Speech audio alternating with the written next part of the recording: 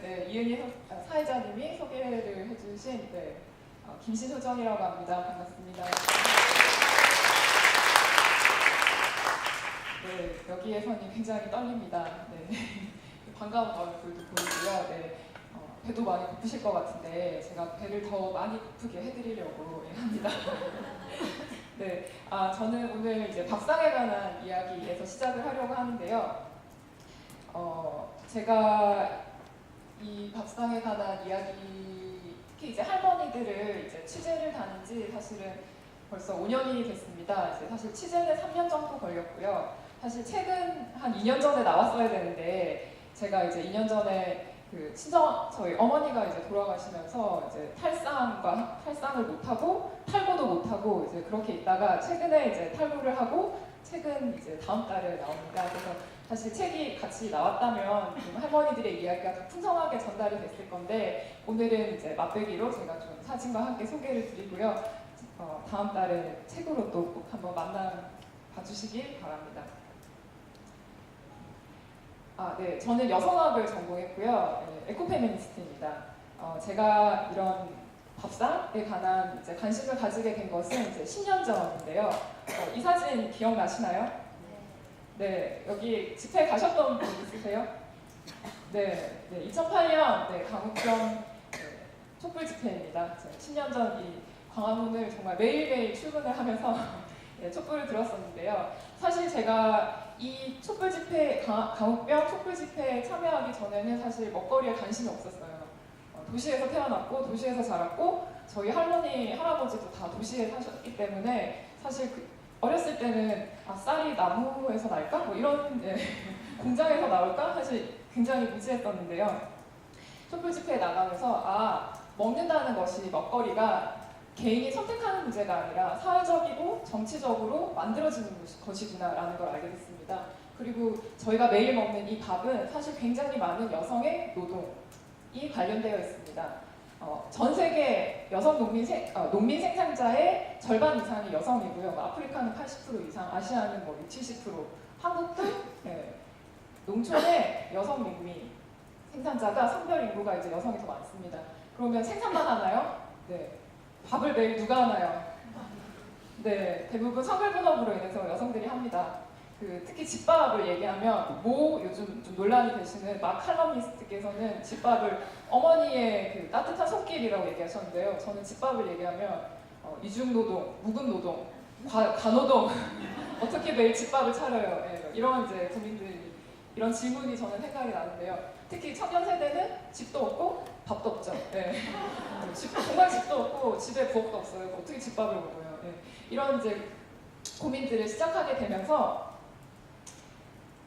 할머니들을 만나기 시작했습니다.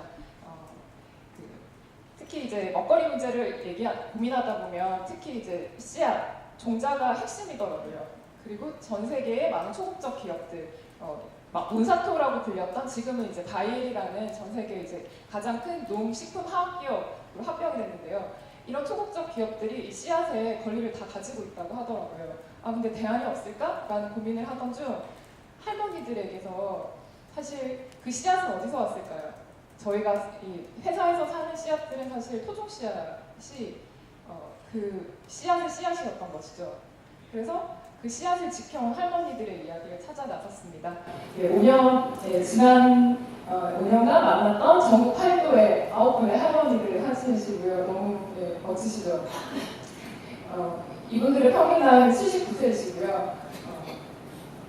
이 사진은 이제 저와 함께 취재를 다닌, 오늘은 이제 참석 못했지만 사진작가 문준희 씨와 함께 이제 취재를 다녔습니다. 오늘 그 사진들을 좀 보여드리겠습니다. 먼저 전국 8도 어디로 가볼까요? 강원도 횡성으로 먼저 가보겠습니다. 제가 이현수 할머니랑 2010년 이제 제가 석사 논문을 여성 국민의 토종씨앗 지키기 운동에 관한 거 썼는데요. 그때부터 이제 인연을 맺어서 할머니 저 볼 때마다 시집 안 가냐, 왜 공부만 하냐, 애는 안 낳냐, 이제 항상 걱정이 많으신데 할머니는 사실 이제 일제 강점기 때 이제 소학교를 딱 일주일밖에 못 다니셨대요. 그리고 이제 사실 글자도 모르십니다. 그렇지만 농사에 있어서는 정말 척척 박사시고요. 마을의 모든 분들이 할머니한테 항상 씨앗 도와를 어떻게 못하시냐 항상 물어보세요. 할머니가 이제 지켜오신 씨앗 중에 하나인 특히 강원도는 옥수수가 유명하잖아요. 네, 강원도의 토종 옥수수 중에 이제 일부입니다. 이건 대부분 쌀옥수수인데요. 사실 옥수수도 종류가 굉장히 다양해서 특히 이제 강원도는 매옥수수라는 토종 이제 옥수수가 있는데 그것을 이제 쌀을 대신해서 밥으로 먹었다고 합니다. 이 토종 옥수수는 이건 지윗밥 옥수수라는 건데요. 크기가 작아서 먹기도 편하고요. 팝콘으로 튀겨 먹으면 굉장히 맛있어요. 할머니는 이걸 소화제라고 부르시면서 밥을 먹으면 저걸 꼭 한 줌을 먹어요. 그리고 할머니가 차려주신 가을 밥상입니다. 네, 여기 밤묵도 보이시죠? 제가 온다고 뒷산에서 밤을 캐다가 이제 묵까지 만들어 주셨는데 씨앗에서부터 밥상까지 사실 다 자급하세요. 돈이 없어서이기도 하지만 항상 그렇게 해먹기도 하고 항상 먹던 걸 먹기도 하고 사실 돈 주고 사 먹을 수 없는 밥상입니다. 이 음식 하나하나에는 사실 할머니의 살아온 삶의 이야기가 다 담겨 있는데요. 오늘은 시간이 없어서 또 다음 할머니를 만나러 가보겠습니다. 네, 어느 지역일까요? 어디부터 가볼까요? 네, 경남 하남의 김순현 할머니세요. 김순현 할머니는 토종 호밀로 만든 토종 호밀로 밀장을 만드십니다. 김순현 할머니는 사실 좀 일찍이 남편을 여의고 두 아이를 혼자서 농사를 지으면서 대학까지 공부를 시킨 분이십니다. 어땠을까요? 그 시절에 굉장히 힘드셨겠죠. 네.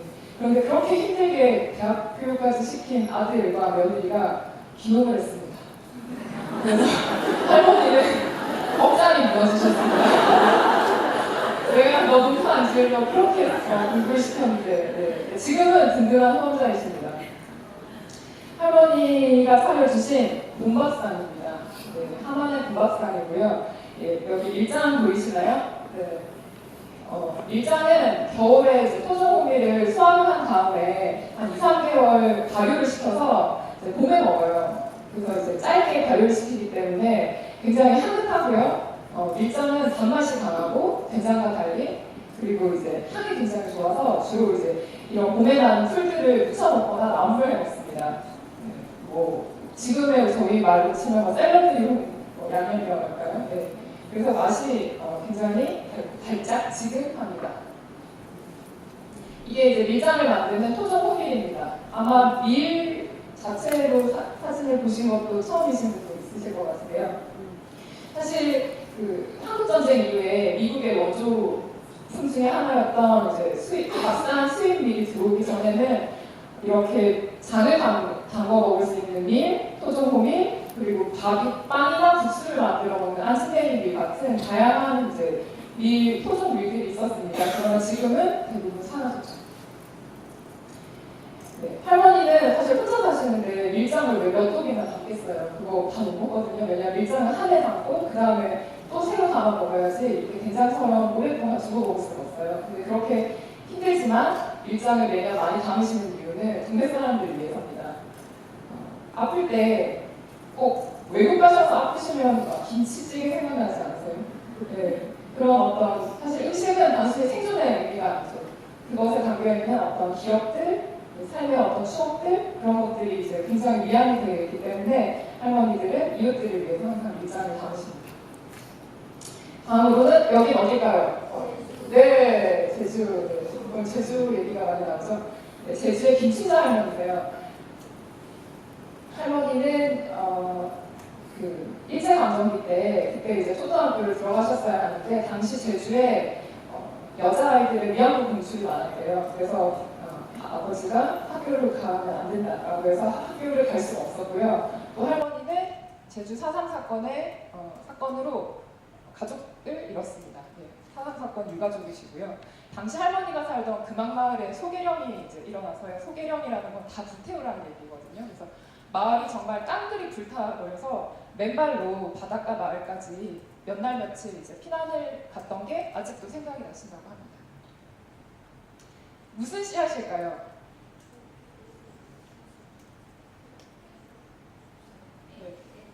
네, 상품은 없습니다. 네, 누군가 말씀해 주셨는데요. 네, 토종 들깨입니다.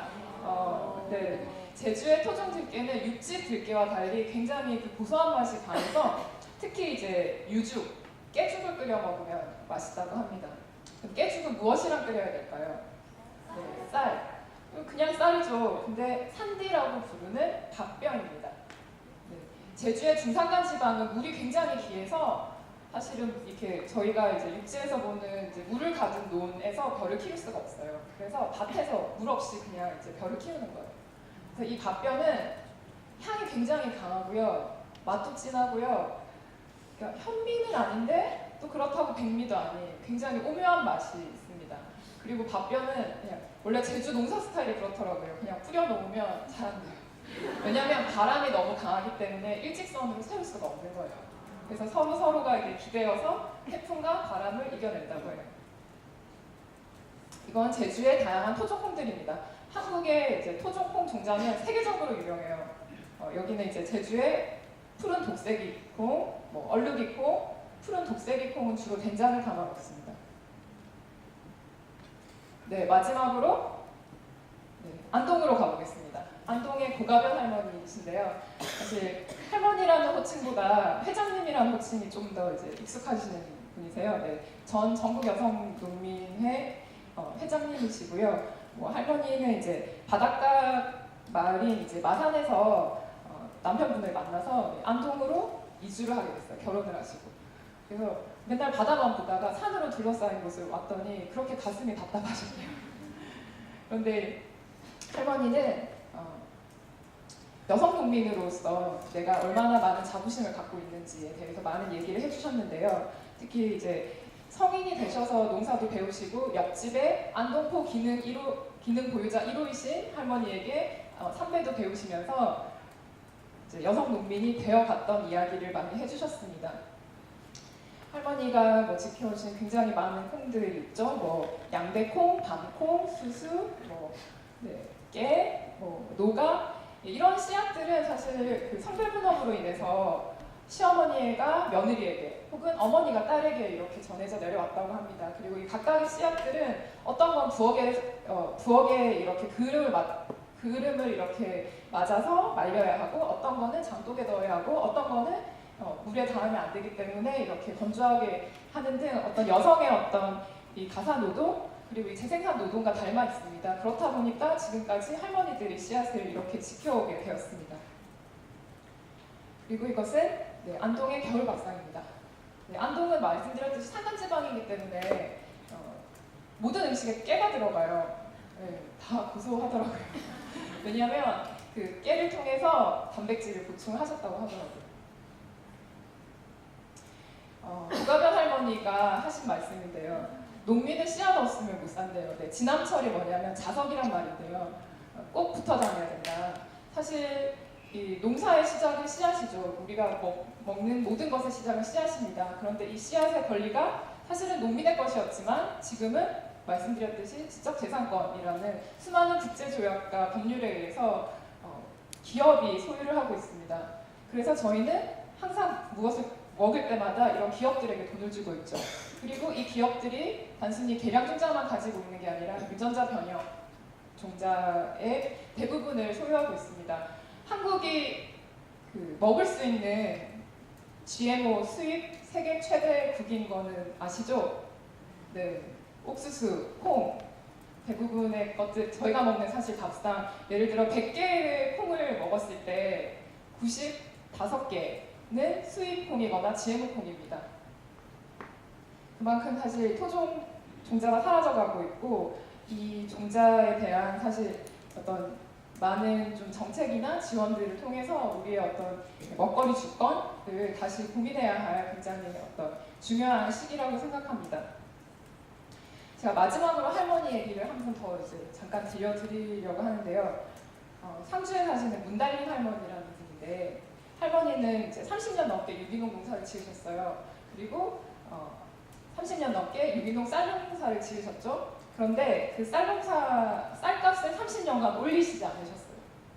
그게 왜 어떻게 가능할까요? 보통 이제 한 푼이라도 더 받으려고 저희는 조금 더 비싸게 하려고 하잖아요. 근데 할머니는 우리 다 음식을 자급하시기 때문에 굳이 그렇게 돈이 필요 없기도 하지만 내 주변 사람들은 다 가난하다. 근데 가난할수록 더 건강한 음식을 먹어야 한다. 그래서 30년간 나는 쌀값을 올리지 않았다라고 얘기하셨어요. 할머니들은 부자도 아니고 사실 많이 배우시지도 못했지만 할머니들이 몸으로 체득해온 어떤 이 지식과 지혜, 특히 지금 어떤 GMO에 대항할 수 있는 어떤 대안으로서의 토종 종자를 지켜온 분들이십니다. 이분들은 무가치하고 돈이 되지 않기 때문에 의미가 없는 존재가 아니고요. 간략히 정리를 조금 해봤는데요. 이 화폐 가치로만 측정해왔던 저희 어떤 기존의 발전 패러다임을 넘어서 할머니들의 하나의 사례라고 이제 볼 수가 있는데요. 이 다양성과 문화의 가치는 사실 돈으로 환산할 수 없지만 굉장히 중요하다고 생각합니다. 그리고 특히 이제 지금은 소수자가 되었어요. 여성 농민도 저는 소수자라고 합니다. 인과학적으로도 소수자이지만 그 권리 자체도 굉장히 소수자인 상황인데요. 이 땅의 여자들이 없었다면 우리가 어떻게 먹고 살았을까요? 그래서 이 한국 사회의 어떤 근현대사, 특히 한국 전쟁, 일제강점기, 근대화, 산업화, 이 수많은 어떤 급변하는 개발의 역사 속에서 온갖 차별과 가부장제 속에서 살아내는 힘. 저는 이 살아낸 힘, 결국 제가 이 5년의 어떤 책 작업의 결론은 물론 종자도 있고 음식도 있고 다양하지만 이 할머니들의 살아낸 힘, 그것이 저에게 가장 저에게 남는 질문이자 해답이었습니다. 그래서 오늘 짧은 시간이지만 할머니들의 시약과 밥상을 통해서 앞으로 우리는 어떠한 삶을 살아가야 할지, 우리가 만들어가야 다시 재구성해야 할 사회가 어떠한 곳인지, 어떠한 모습인지에 대해서 저희가 함께 좀 고민해봤으면 좋겠습니다. 네, 감사합니다.